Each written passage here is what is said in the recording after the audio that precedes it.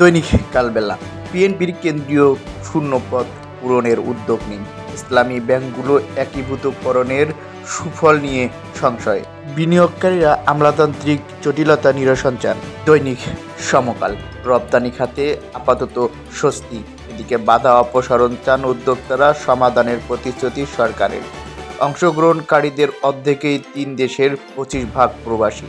দৈনিক আমাদের সময়। স্বস্তি মিললেও অনিশ্চয়তা কাটেনি রপ্তানি বাজারে।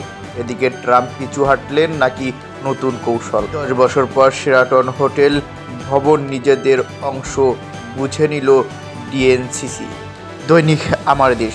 সরকারি ওয়েবসাইটে এখনও বহাল ফ্যাসিসবাদের বয়ান। এদিকে গাজায় গণহত্যা, মুসলিম বিশ্বের মোড়লদের ভূমিকা প্রশ্নবিদ্ধ। বিনিয়োগকারীদের পাইপলাইন তৈরি হয়েছে সম্মেলনে।